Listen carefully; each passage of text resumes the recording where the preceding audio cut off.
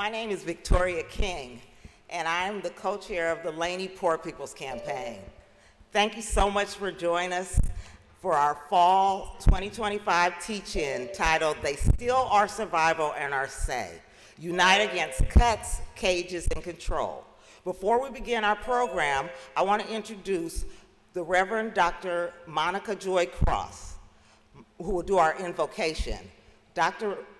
Reverend Dr. Monica Joy Cross serves as pastor at First Christian Church of Oakland in Oakland, California, is associate minister at Tapestry Ministries, Disciple of Christ Christian Church in Berkeley, California, and a Navy veteran with 22 years of service. Monica is the minister of women's ministries in the Northern California, Nevada region, and an activist with the Poor People's Campaign in Northern California. She is the author of The Authenticity and Imagination in the Face of Oppression and Reflections of a Prophet Without Honor. So there's no secret what we're going through right now. The strength we get is from our ancestors. Those from the abolitionists, those who were fighting during the time of Reconstruction, those who were fighting at the time of Jim Crow, those who fought during the time of severe discrimination and death and lynchings. And then we have the Civil Rights Movement. And now we're up to the LGBTQ movement and many movements that we are built on. So I want to invite the ancestors into this space, because the ancestors give us the strength to do what we need to do. Yes, we're smart people, we're strategists, but it's the ancestors that show us the way. Isn't that right, Ethel? Amen. And so I invoke the ancestors in this space, and the work we do is spiritual, but it also is physical manifestation of justice. Ashe, ashe. Ashe. Thank you. Welcome again. I am Victoria King. This is Reverend Monica Cross, and we'll be your MCs today. First, we'll do a little housekeeping. So there's a bathroom. If you go out, you turn right, make another right, and you'll run right into it. There is also a ramp on the other side, so it is accessible. There will be water in the back, and we ask that everyone respect others while they're speaking, and enjoy yourselves. So, the Poor People's Campaign was started in 1968 by Martin Luther King Jr. when he called for a revelation of values in this country and went about building a fusion movement to unite the poor and impacted communities. Today, we carry on that movement as the Poor People's Campaign, a national call.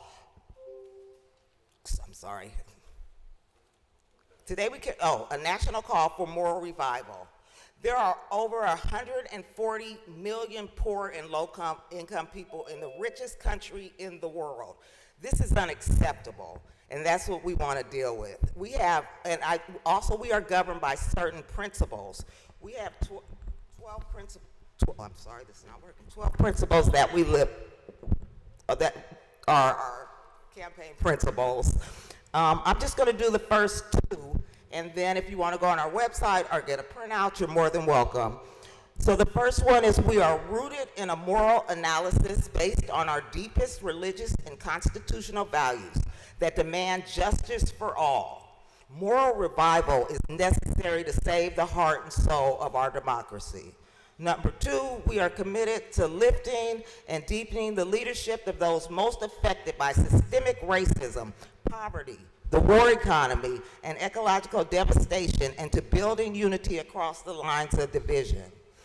We have a great teach-in plan for you today with speakers who are anxious to share their knowledge about their organizations and things that are going on right now. We want to talk to you about our classrooms in our city, about what's going on with ICE in Palestine, and how we connect on basic needs, democracy, and dignity. Also, we will have snacks will be provided because, like we said in our flyer, learning on an empty stomach is another injustice we refuse to accept. A little bit further away from the inside like that. Okay. Good. Keep on talking. Reverend Monica? All right. So as it says in my bio, I was in the Navy. Thank you for your tax dollars. I know it's militarism, but yeah, that's where I was. uh, Partly is because I grew up in South Central Los Angeles near Watts. So many of us, probably like here, we have to find a way out of some really difficult circumstances. And those in power have established the military as one of the ways you can get out of poverty and other things. There's more to it than that, but that's like a way out. So you get involved in militarism, and next thing you know, life shifts, and you have some moral issues going on because, well, that's not who I am. And a lot of military people go through some really difficult time because once they changed, some commit suicide, some have other mental health issues. But be aware of the military. It sounds good. It sounds real good, the way out, but just be mindful of it. And that's what I did for 22 years in the Navy. Anyway, so when the one in the White House, Mr. Trump, was inaugurated the first time, he said he had issues with transgender people. You have people who served in the Navy for 15, 16 years. They have put their lives defending this country. He kicked them out. This is the first time. He kicked them out, and a lot of them even getting retirement. They fought back, of course. The justice system, the judges did push back on his executive orders, but still many of them had to get out. So the American people said, you know what, we like him, let's come back in there again. Well, he did again. So you have folks who are in the military for Army, Air Force, Navy, Marines forever. They got kicked out without any retirement. They served their country all those years defending us here and got kicked out because culture war stuff. Just pure, unadulterated ignorance. That's what I call it. The other part is, so I get my health care at the VA. Now they're pushing that they no longer serve transgender folks, at least no one's coming in at the VA. Why? Because Mr. Hexeth, lack of a better word, as ignorant as he is denying health care to transgender folks. Said when I have it hooked to me, I can't hear it. Now this has created some serious mental health issues, trauma, the whole 9 yards. Of course, the transgender community, along with other communities, in solidarity with other groups, are fighting back, using the Transgender Law Center and other things. Even though we hear what's going on, we have to stand up. And that goes back to the ancestors, because you might, when you go back in your history, you might see some trans ancestors back in the day who had to stand up and fight against the system in their day. So right now we are really fighting hard because not only have they devastated the military, they've taken health care not just for transgender folk, but a lot of folks. And so I just want to put that out there. But we've got to stand. The only way they win is if we don't stand up for these issues. That's the only way they win. I can do it. So before we were the Poor People's Campaign, we were the teaching committee, and we were created and founded by Dr. Kimberly King and Miss Ethel Long Scott.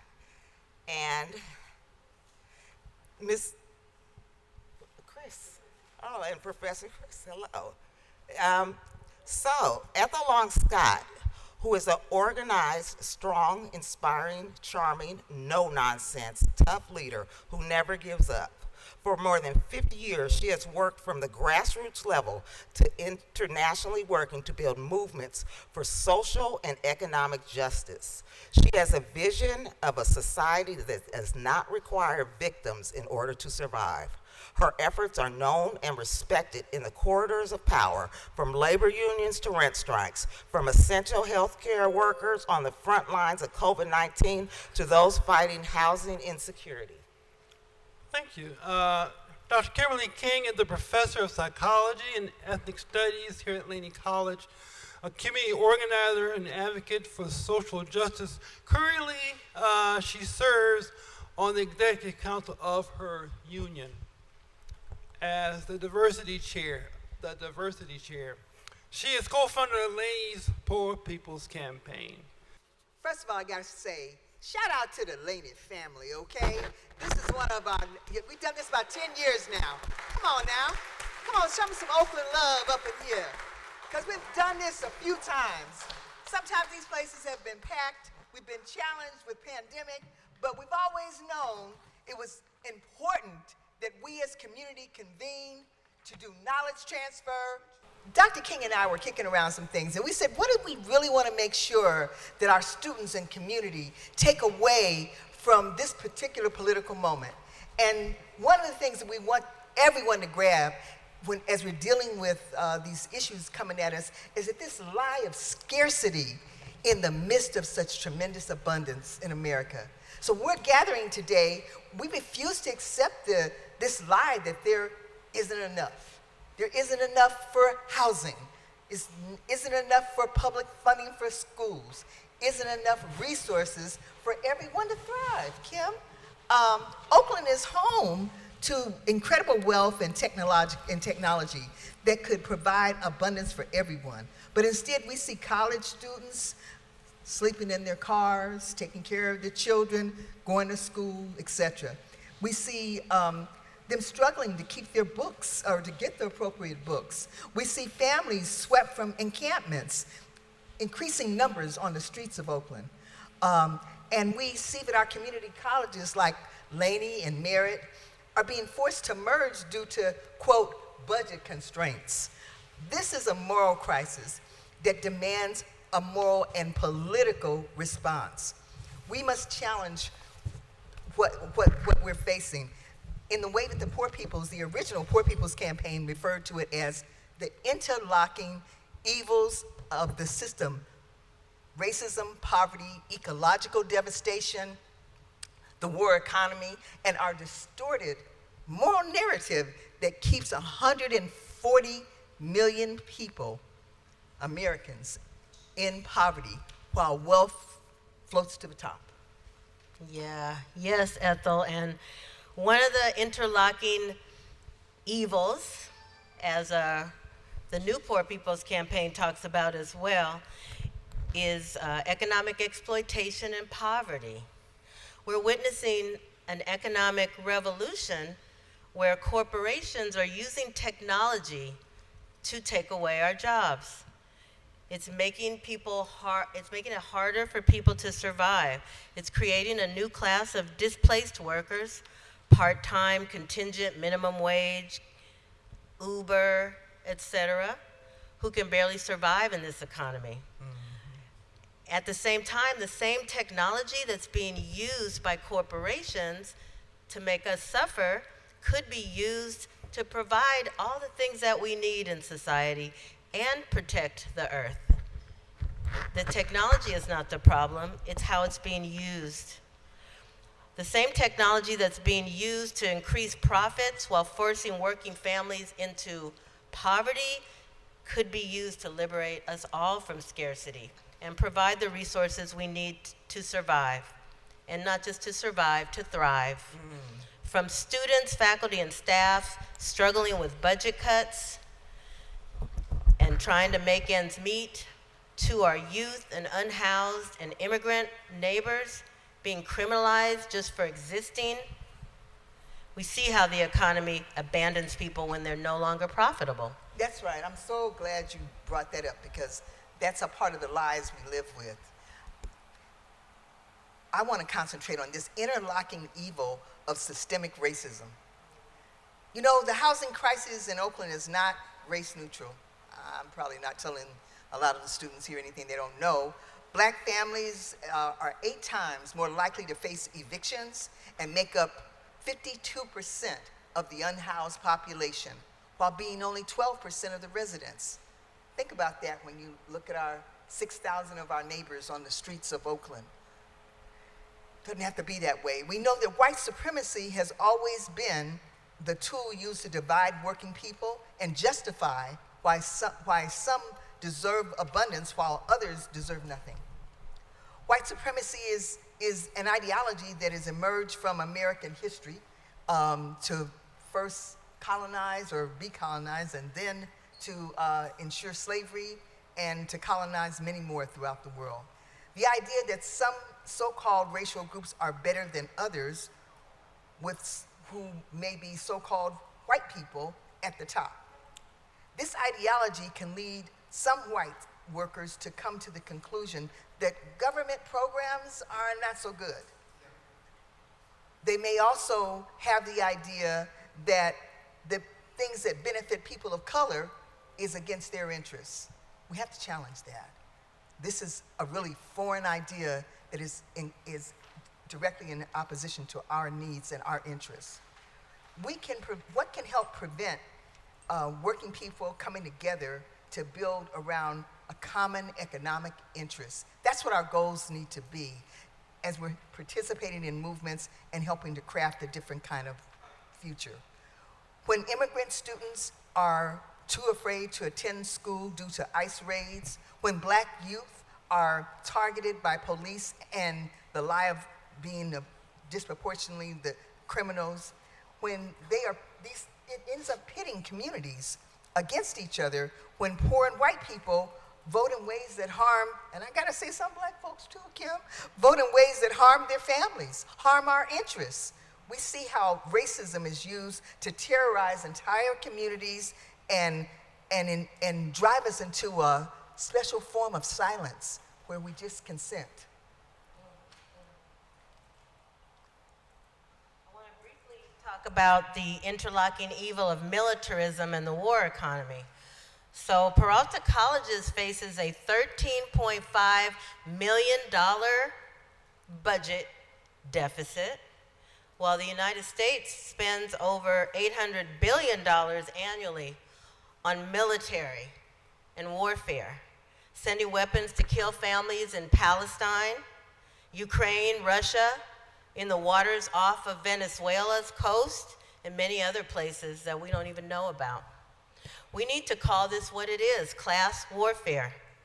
The billionaires believe they deserve tax cuts and luxury and will invest in war to keep it, while the rest of us barely get by, go without health care, or work ourselves to death. The distorted moral narrative that blames the poor. We're told that there's no money. There's a lot of educators in this room. How many times have you heard there's just not the money to do this? I see friends in the audience who took care of the poor in Oakland. My friend Carol from St. Mary's Center. And we were always told there's no money to take care of these issues. The narrative that blames the poor for their poverty while ignoring the systemic causes is a lie, and it's designed to maintain the inequality by blaming the victims rather than the cause. An unjust system dominated by profit and corporations, while 140 million people are low wealth. Our deepest values tell us to judge a society by how it treats the most vulnerable and by the measure that this system has failed morally. We need to go from scattered issues, the way a lot of people are kind of fighting separately from each other for housing, for health care, for public education. We need to merge into a fusion movement. The attack on community colleges, health care, food stamps, criminalization of the homeless, mass incarceration, etc. The crackdown on free speech, ICE raids, oh, I already said that. Gotta say that enough though. the attack on women's control over our bodies, all these things, attack on the trans and LGBT community, all these things are working together to use division to keep us from uniting around what we have in common. Again, there's 140 million people that are poor and low wealth, and we're all colors. We have the power to transform society if we come together. I think this is really, there's a lot of things we need to take away. 140 million poor in the richest nation on the planet. How do we transfer that into power? And I can tell you, this is not about left versus right. This is about the question of what's right and what's wrong. What's morally life-giving versus death-dealing policies. We need leaders in which all of us have to think about ourselves in that way, who will prioritize human needs over corporate profits, regardless of party affiliation. I think we're going to have to cut our speech a little short. That's fine. But so I want to just, I'll say a couple things and then let you close it out. Sure. As you guys maybe know, I know my students know that Martin Luther King actually started the original Poor People's Campaign in 1968. And it was a multi-ethnic movement of people of all colors. Cesar Chavez was even involved in that before the Great Boycott.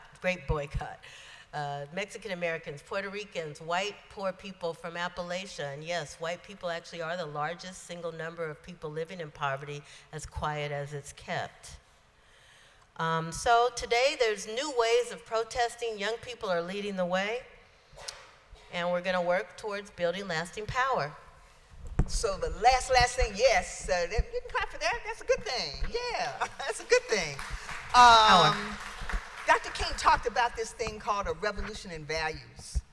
And this means that you all have to, because it's really your future in so many ways, have to be about that business of creating this new society and being about this business of transformation.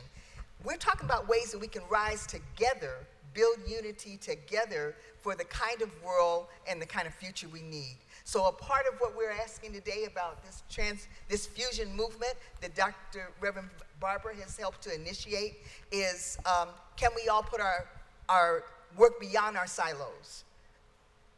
Some of us do that already, but we need to get that idea popularized throughout this effort. So this is how we're looking at taking the next steps and going forward. We thank you for the time and hope that this has been something useful for you. Speaking of young people leading the way, the next person we have coming up will be Owen Flaherty. He is the president of the Associated Students of Laney College. Give it up for Owen, you guys. Hi, everyone. Thank you for that introduction. I kind of just want to center this conversation around students, at least for a little bit. How many of us have heard of the merger? I assume most of us, but if you haven't, Merritt and Laney College, Merritt being one of the community colleges in the Peralta District, located in the Oakland Hills, are going to be merging soon into one college over the next 2 years. This is going to be a huge change. We're going to see massive overhauls in the way our colleges are administered, and we're not really sure what it's going to look like yet. These conversations are only just beginning. Now, I'm very thankful that we have a chancellor that's extremely open to dialogue and wanting to get our input as students. But what's crucial for us to give our input is that we know what is happening. And so as the president of the student government, it is my role to kind of have dialogues with students so I can then bring what the students want to the chancellor. Without the conversation happening with the larger student body, I don't know what students want to happen.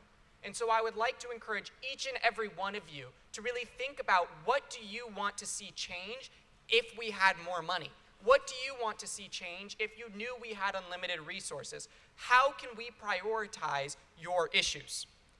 I also kind of want to talk about a program that was very important to a lot of students here. If it wasn't, it was close to our most utilized program we've ever had in the basic needs umbrella, and that is food vouchers. Many of us have used food vouchers here at Laney in our time, and it's kind of a mystery what happened to them. One year they were here, the next year they were gone. No one ever told us why. The real reason the food vouchers are gone is because they were using a one-time surplus of grant money. Because no one applied for those grants, or we use that excess grant money up, we don't have that money anymore. And so we as students, if we want that program back, need to fight for that money. We simply don't have that money around. Peralta's budget is extremely limited, and whether or not that's a reality of what's going on at the national level, state cuts and whatnot, isn't the conversation that needs to be had, because we as students can fight for that outside of this here. But with the shared governance process where we get to give input, we need to prioritize programs that actually help students. And I think the food voucher program is definitely one of those programs. So I'd like to leave you, or I'd like you all to leave here today knowing that you have that ability to fight, and to encourage you to not only attend board meetings, but to attend Associated Students of Laney College meetings. We meet at 340 in room 402, so you can give your input.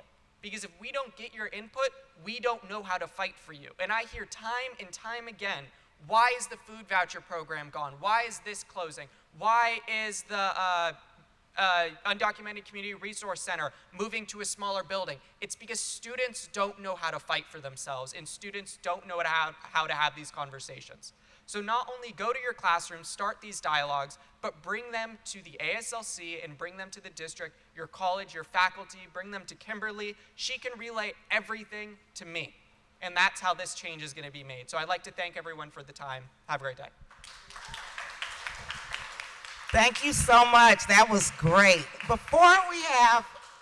Thank you.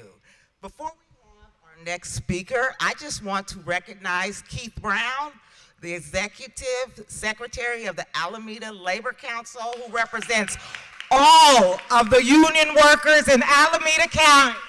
Keith Brown, thank you so much for being here. Monica?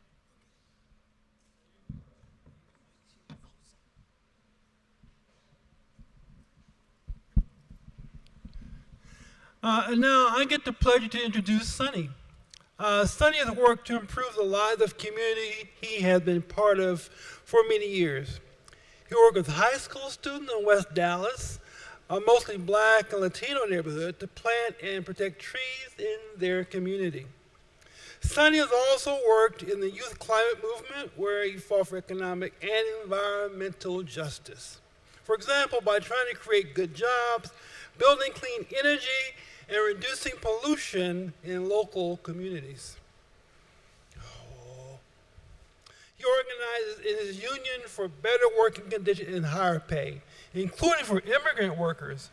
He likes going to community events and spending time outside in the Bay Area. He's doing the work. So now we'll welcome Sonny to come up and share his wisdom with us. Thank you. Thank you. Thank you so much for having me, and thank you for that introduction. I'm really excited to talk to everyone today. Just to note, I'm here in my personal capacity, and I'm going to be sharing some slides that have been shared with millions of people across the country just in the last few months as part of a campaign called 1 Million Rising, standing up to authoritarianism and taking back our freedoms and fighting for justice here in this country. Before I begin, I just want to make a quick acknowledgement. So in my free time, I'm organized with a group called Indivisible, and I'm sort of providing some perspective from that group today, and just want to acknowledge it's largely a group of upper middle class white folks, and it's a group that's trying to become more trustworthy and supportive partners to people who hold very different identities. So we're trying to become more inclusive and equitable to people who are younger, who are lower income, who have come from different racial or ethnic backgrounds, or identify with different sexual or gender orientations. So just want to make that acknowledgement. And I'm trying to be one of those people who advances that within the organization, and feel like I have a lot of support from the leadership. So I want to talk to you about sort of what is happening broadly in our country right now. A lot of scholars are saying we're in what's called a moment of authoritarian breakthrough. This is where a short window in which a would-be authoritarian tries to take power, eliminate checks and balances on that power, and operate however they want, breaking the law, harming people, etc. Is there a quick way for me to, there we go, okay. So these would-be authoritarians, what do they like to do? They like to direct investigations against critics. Oh, you say something I don't like, I'm gonna have the FBI investigate you. We're gonna give license to lawbreaking. If you storm the Capitol on January 6th, we're gonna give you a pardon. If Tom Homan, the director of ICE, took a bribe a long time ago and is being investigated by the Department of Justice, this happened just a few days ago, we're gonna call that investigation off. So giving license to lawbreaking.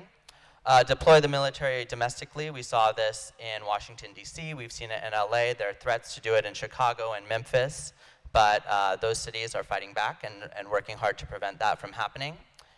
And we see federal law enforcement overreaching. So we see ICE coming into our communities, taking people, our neighbors, our family, our friends, doing so wearing masks, not identifying themselves. And this isn't just about what the authoritarians want to do. And sorry, I'm just going to give myself a timer so I don't speak for too long. There's a lot that would-be authoritarians want us to do as well. And one of the biggest things they want us to do is to fight each other. They want us to fight each other, and they want us to give up. They want us to believe that we're alone and make excuses for them. And what's really important for us as the American people, for us to stand together to improve our lives, to be able to afford rent, groceries, vacations, is that we can't give the regime what it wants. We want to build resilience and act strategically to meet the moment and protect freedom and justice in this country. And so what is the authoritarians' tactics? What do they do? So Ethel and Kimberly, Dr. King talked about this. They cast blame on outgroups. Oh, it's because of immigrants. They dog whistle. It's like, oh, it's because of crime or criminals. And what they do is they say, no matter how bad your life is, even though you can't afford healthcare, even though you can't afford rent, even though you can't afford food, it's really this person's fault, and your life is a little bit better than them, so don't worry about it. But the truth is, like, whether we're gay or straight, whether we're black, white, Latino, Asian, or something else, whether we're upper class, middle class, or poor, like, we all want to be able to afford these things, food, rent, groceries, to be able to go on vacation. And authoritarians, what they do is they take the fact that it's out of reach, and what they do is they have us blame each other. Oh, it's the fault of criminals. Oh, it's the fault of immigrants. And have us fight each other. And they do that as a distraction so that they can take all the money and power for themselves. They're cutting taxes for the rich. They're taking away health care in the form of Medicare. They're cutting food benefits for women and children and low-income families. And it's all a tactic to turn us against each other. But the important thing to know is in American history, we have come together many, many times. The New Deal after the Great Depression, the Civil Rights Movement, to make life better and more affordable for millions of people, and for us to have a say in our future. And we will do it again. And I'm going to talk a little bit about what are some ways in which we can do that. So at a high level, we are in a little bit of a race against time because of this moment of authoritarian breakthrough. We need to build an active, nonviolent mass defiance movement that uses a broad range of tactics and engages a broad swath of society to interrupt authoritarian action in this country. And what that's called is a civil resistance movement. And researchers have looked at 35 cases of democratic backsliding, so authoritarianism, from 1991 to 2021, and looked at how often are people successful in pushing back on authoritarianism. And when there's no civil resistance movement, the people's success rate is quite low. It's only 7.5%. But when there is an active civil resistance movement, the chance of success is 50%. Now, 50% is maybe not amazing, but it's definitely a lot better than 7%. And one of the things that gives me a lot of hope is that in these countries where people fought back authoritarianism and took back the power for themselves, they were able to come out of it with a stronger country and a more like justice and values and money for the people. Yeah. So what is it that would make us successful to be able to push back on authoritarianism and build a better future for ourselves? So it's having a large, diverse, and sustained movement with at least 3.5% of people in the country participating. There's been some research that when 3.5% of people in a country participate, okay, yeah, no civil resistance movement has failed. Continuing to expand tactics, and creating loyalty shifts among key pillars in society, and I'm going to talk about these pillars and what they are here in a moment, and then continuing to maintain disciplines and resilience despite escalating repression, remaining nonviolent because it allows the most people to feel comfortable joining a movement. This is a quote. I'm just going to read the first and very last part of it. By themselves, rulers cannot collect taxes, enforce repressive laws and regulations, keep trains running on time. They cannot train the police and army, issue postage stamps, or even milk a cow. So what this quote is really saying is that people provide these resources and services to a ruler through organizations and institutions. And once people stop providing these skills, the ruler will not be able to rule. And so the regime depends on a number of pillars of support. There's businesses, there's labor, there's faith organizations, there are educational institutions, civil service, people who work in the government, the military and police, and there are many more. The media is a good example that isn't on this slide in particular. And these pillars of support, they have, they're not the same. They have their leaders, they have their CEOs, they have their managers, they have sort of the everyday people as part of them, and different businesses, different labor groups have different opinions on things, but by and large, this is like one way to think about what's like the institutions in society. And different pillars are differently supportive or not supportive of the regime, and it's always shifting. So it's thinking about how do we move these pillars of support on the side of the people as opposed to the side of the oppressive regime. I'm just going to skip this slide. It's basically just to show that some pillars are more on the side of the people or more on the side of the regime, but it's kind of hard to actually say where they are all the time, and we're always trying to shift them closer to the people. Okay, so we've got this idea of pillars that we're trying to shift. We've got this idea of authoritarianism. We've got this idea we need to build a mass movement. Like, what does building a mass movement look like? What does defiance look like? So there's three key things I want to talk to you about. One is protest and persuasion. People talk about this as like doing symbolic actions, wearing signs and symbols, building alternatives, that's like caring for each other, and non-cooperation. So just to give it a little bit more, protest and persuasion, yeah, it's like marches, rallies, demonstrations, wearing symbols, educating family, friends, and neighbors about what's going on.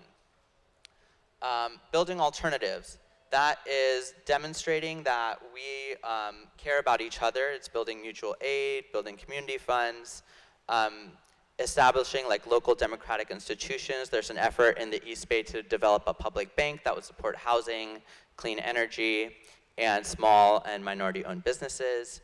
And then just visioning what a better future could look like. And then finally, there's non-cooperation. So one of the biggest things that authoritarians do is they ask us to do illegal things that will harm ourselves and our communities, and standing up to them and saying, no, we're not going to carry out those illegal orders, refusing to participate in unjust institutions, and then also boycotting economically, engaging in strikes, takes away the ruler's power.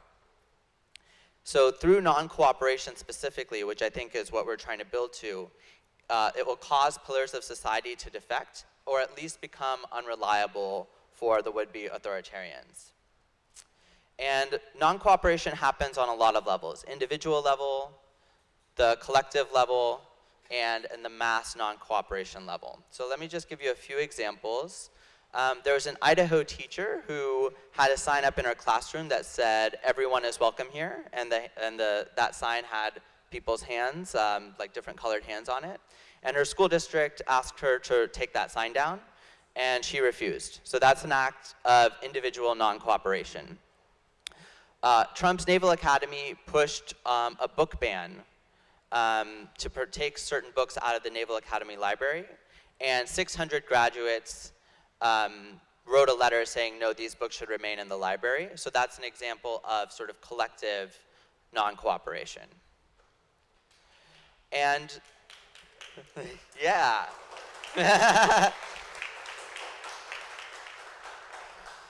And these are just a few examples. There's a lot of examples of this sort of non-cooperation. So at Dodger Stadium, the LA baseball team has a lot of Latino fans. And the Dodgers owners refused to allow ICE on their premises, which was going against law enforcement compliance norms. And there are examples of this all across the country. And there's more that we can do locally. There's community members who have been going around to local businesses and asking them to put up signs that say, no ICE or immigrants are welcome here, just as a way to show solidarity for our community. And then in higher education, so the Trump folks, they got settlements out of Columbia and University of Pennsylvania. But then Harvard stood up and said, no, we're gonna fight the administration. We're not gonna bow down to them. And here locally, Trump went after UCLA and said, I'm canceling $500 million of research grants, and I want the entire UC system, including UC Berkeley, just up the road, to give a $1 billion payment to make this go away. And labor unions at UC Berkeley and across the UC system have sued the Trump administration to get that funding back, and recently won a big ruling in court just a few days ago. So this fight back is happening. It's happening across the different pillars, and we can all be part of amplifying that. So I just want to close with some really specific things here in the East Bay that I think folks might enjoy participating in and are ways to be plugged in this effort to take power back for the people and for our communities and for our future. So one is there is a No Kings Day of Action. This is on Saturday, October 18th from 11:30 to 1:30. I'm like 98% sure it's starting at Wilma Chan Park, although it's not 100% confirmed yet. You can scan the QR code here to get details and sign up and attend. This falls under sort of that protest and persuasion, marches, rallies, demonstrations, like building the symbolic power, showing that we're not alone, showing there's a lot of people who want to fight back against authoritarianism in this country. And then the second call to action I have for you is that all of these protests, to make them really effective, is a lot of work. And there's a lot of really great opportunity to build community in doing some of that work. And I want to especially invite younger folks, students, to come out. There's going to be a lot of people who are younger going to this event. So we're going to make art on October 4th.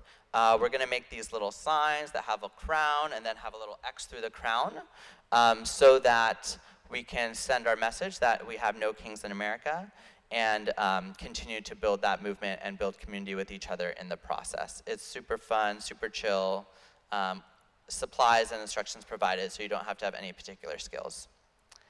And then finally, one thing that the Trump administration is trying to do is they're trying to change the rules in terms of how congressional seats are elected to basically solidify their power. They're trying to take 5 seats in Texas.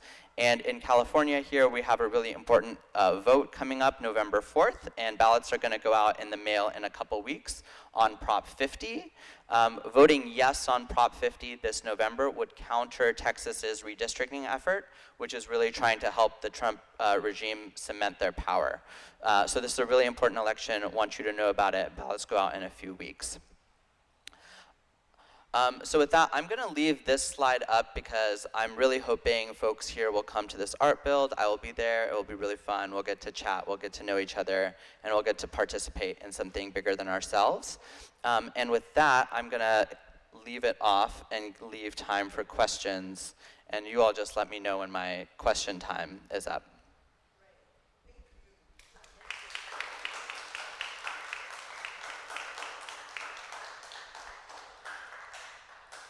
What questions do folks have?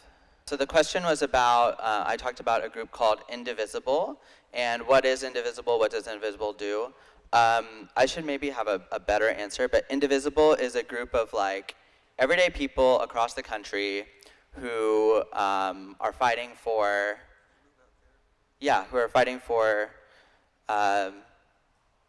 just democracy, having a say, our constitutional freedoms, and really pushing back on authoritarianism.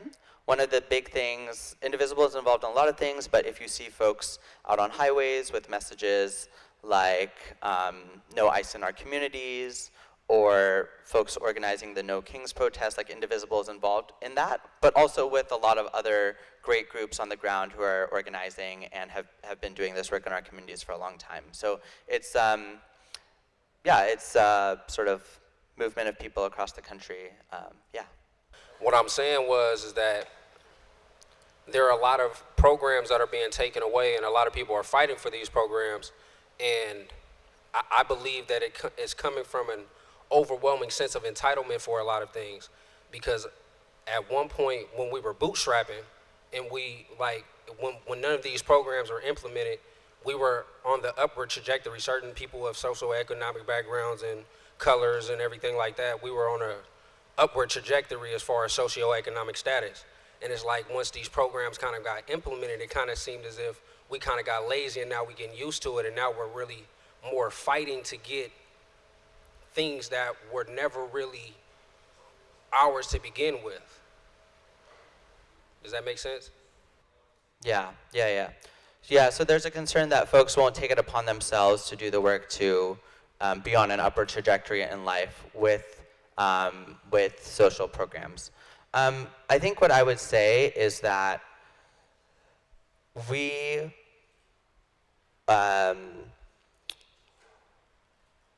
there is definitely a responsibility we all have to improve our place in life. However, what is happening right now in this country is that the vast majority, or maybe like roughly 50% of kids are worse off than their parents. The amount of social support and programs we have is diminished. The costs, so for example, for me, like I'm in my early 30s. When my parents were in their early 30s, they had bought a house. The house they bought cost 2 times what my dad's salary cost.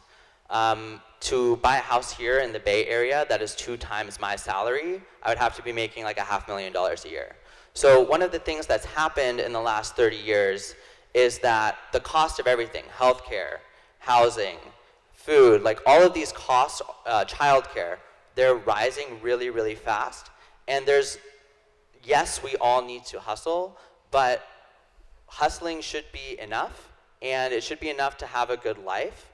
And what we're finding now is that even when people hustle, they're working 2 jobs, 3 jobs, it's just not enough to make ends meet. And we need to change the system so that that is possible. Oh, yeah, this was in response to that. I think it's also important to note that correlation doesn't equal causation. So you could say that like, oh yeah, well when these programs were in place, things were like, people weren't doing as well, but there's also a lot of other things that were happening in those times. Like prior to these programs existing, there was also a large like economic boom in the country after like World War II and like the beginning of suburbia and all that stuff. And people could make an argument about anything causing anything. People say that like leaf blowers cause like heart problems. So what I'm trying to say is that also, the programs that were in place were not easy to attain. There were a lot of like barriers for people to get them, and I know personally, like every person that was like trying to receive those fundings or whatever were all like very hardworking. And also, what you were saying about how like hustling should be enough. There's also obviously, yes, people should work hard to have certain things, and there are fundamentals that we need as human beings that we shouldn't have to like kill ourselves over in order to have. You know what I mean?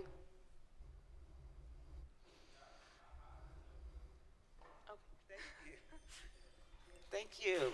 Yeah, thank you. I'm Chris Weidenbach, English teacher here at Laney, friend of the Teaching and Poor People's Campaign. I love what you're sharing.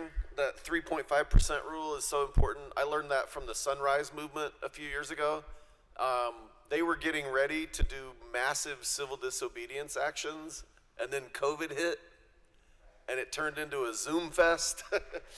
So it's good to see that there's not just those types of actions, but visible, participatable actions and events going on, and it's go get them. I wanted to ask, like, do you feel like do you feel really hopeful that visible actions are meaningful, that they have an impact? So things like marches or protests, are we spitting in the wind, or do those really go somewhere that you think makes a real difference? Yeah, I think there's always this question of, if you do a march, like, does it really matter? And I think that's not the way I think about it. The way I think about it is, the march accomplishes a lot of things. It shows people that they're not alone. It's a way to be in community with other people and feel the power of the people together. I have this slide up about the art build. To do the march, there's a lot of stuff that needs to happen. Those things that need to happen, those are opportunities to build community. And as we build that community, as we build those relationships, as we build those trusts, it allows us to carry forward the momentum of the march into more and more that allows us to make real change. So like the march itself, just that day, that's not changing anything by itself, but it's the things that go around the march and the build up to the march, the feelings you have during the march, the relationships you build that are part of building that movement over time to win greater change. It's really hard to tell people, hey, you need to defy this, illegal order, and that's what it takes to win at the threat of your job. But if you have a community that you've built around it, where you've talked about what that might look like, what are some ways in which you can do that, what support is available to you, and you've built that through these marches and these protests and other actions around them over 6 months, a year, it becomes a lot more possible to do that. So the march itself is not going to solve everything, but it's one piece of the puzzle and can be used strategically to build towards that. No, thank you for the presentation, and I appreciate you mentioning Yes on 50, and I just want to share an opportunity for folks here today. If you're interested in volunteering for the Yes on 50 campaign, we have a bit.ly website, bit.ly Yes on 50. You could sign up for walks every Saturday, and it's out from the Alameda Labor Council.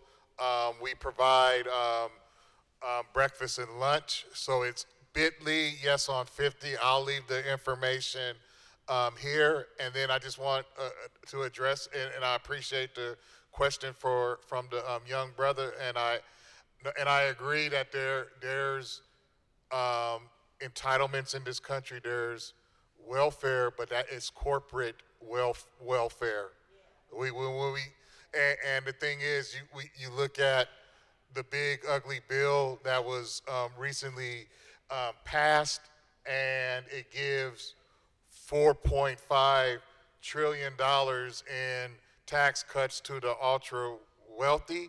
And the thing is, it is the elites, the wealthy elites, that want, and it's mainly they want poor whites to believe that people of color, immigrants, are getting entitlements, but it is actually the wealthy elites that are getting the entitlements in the country, and everything that has been given to people of color we had to fight for, and it's been drops in the bucket also. Thank you. Thank you. Yes, I think that's very much correct. Do we have time for one more, or are we moving? Oh, back to you. No, close it out after you finish, yeah. Sure. Just I think what this Mr. Brown, is that correct?